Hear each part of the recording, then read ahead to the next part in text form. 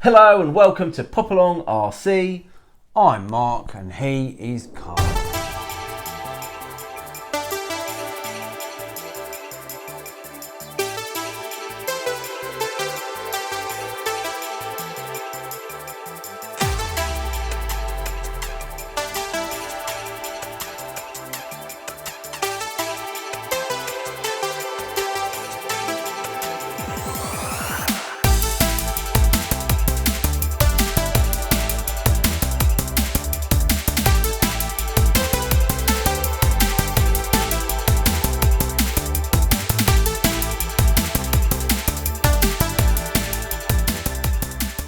So today's video, it's a bit of a ranty one from me, if I'm honest. Do you know what? I quite like our ranty ones.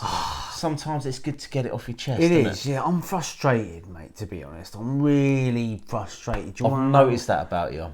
Man, I have. You know, here's the thing, right? I class myself as being a quite good RC racer, but I don't want to be a quite good RC racer. I want to be a really good RC racer is what I want to be, and that takes practice, doesn't it? It does take practice, and do you know what? Over the summer with the buggies that we got out, we got some serious stick time in. We certainly did, and I enjoyed it, and I felt myself getting better. Did you? I definitely felt myself getting better, learning to handle the car, Yeah. your reflexes get up, and just practicing controlling the car around the track. But it's not racing, is it? It's not racing. Here's the thing, right? It's winter here in the UK, so obviously we can't get outdoors with our touring cars because the weather is not great. So it's indoor season. Now the thing is with indoor season in our country, although it's great, we've got 4 or 5 clubs near us. Yeah, we can race pretty much, 5 nights of the week? We certainly can. If we want to. Here's where the problem lies. A race meeting is great, however, in total, what do you get? 20 minutes on track. 20 minutes. So you pay £8, £8, and you get 20 minutes on track if you're lucky. Maybe they might throw in an extra heat if there's enough time, but that is all the race time that you get. And that's what frustrates me. Yeah, I mean, when you're going to a race meet, you're paying your money, you want to do the best that you can there. You do, yeah. But you don't get time to tweak and adjust and make all the little changes you need to do to get that car performing at its best. Exactly. Now, in the UK, there are some fantastic facilities. Force Raceway for one. What's that? 4-hour drive? That's 3-hour drive. That's a 4-hour drive from where we are. It's up north, is it? Yeah, Leeds way. Leeds way, yeah. So that's a 4-hour drive there.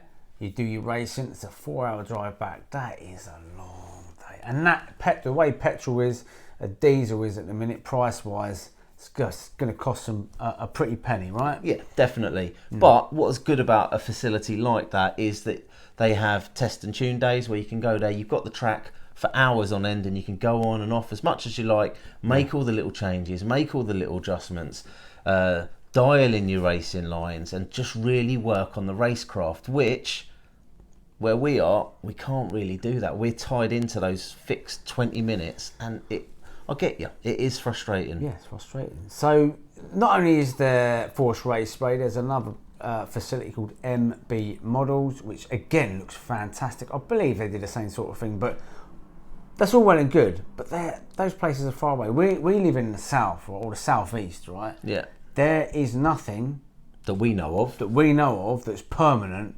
around where we live, and that frustrates me because of an evening where, you know, the wife's sitting down watching a bit of TV, I'm looking at me watching, I'm thinking I could be out practicing it, I could be out honing my craft, you know, and I can't do it. Now we have toyed with the idea of setting up a place, haven't we? We've actually gone through the finances. We've looked at the finances, we've looked at the money aspect, the logistics, the storage, the setup. Yeah. It's a lot of money to spend to It is. to practice our RC cars. It really is. It really is. So, you know, that's where we are. And so I did mention this to somebody and they said, but yeah, just get a simulator on the computer. Now, that's all well and good. And we've done... I did that. You've done that. Yeah. I did that and it cost me a laptop because it fried my graphics card. It fried something. Anyway, I think I played it for about an hour and my laptop died. So I'm out of pocket again. Yeah. I haven't fixed the laptop yet because I was like, oh.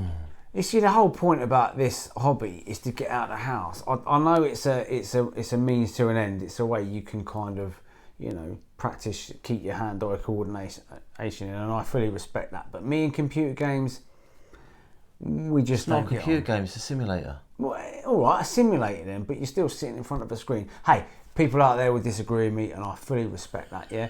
But it's not for me.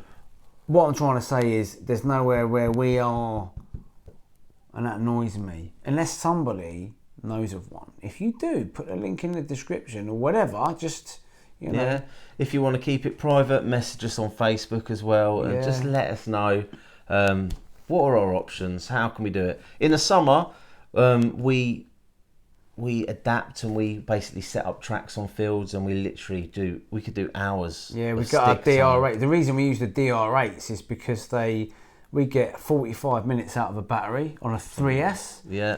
And we've lowered them, stiffened the suspension up, so they're both quite the same. And we just hone our racecraft and move with each other. And then once we've done that, we even take a 12-volt battery out, don't we? So we charge it up in the field and carry on. And that's free. Obviously, it doesn't cost anything in the local field. So that's quite good practice as well. But as I said earlier, nights are drawing in. It's getting cold, it's getting wet and horrible. No one wants to be outside. And when I finish work, it's dark. So that's no good, is it? And we're trying to compete at a high level. I'm quite happy just having a laugh and having a play and just enjoying close racing with people. But you definitely more about winning, and you want to win. Yeah, I want to win, but I don't want to. You know, I'm certainly not going to. And that's the drive for you to be a better driver, because you want to beat a few people. There's a few names on your list, isn't there? There is. I'm a little way off beating them, but I'll get there, I'm sure. Yeah.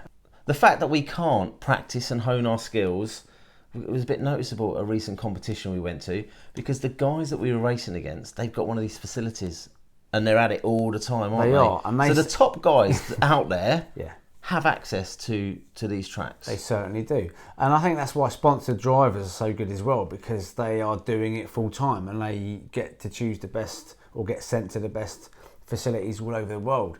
And rightly so, they're good enough to do it. But yeah, as you said there, some of the people that we are now racing against, they've got facilities where they live. In actual fact, the one last week that we was at, the event last week we was at, the guys who were doing really well have a facility 7 minutes away from their house. 7 minutes.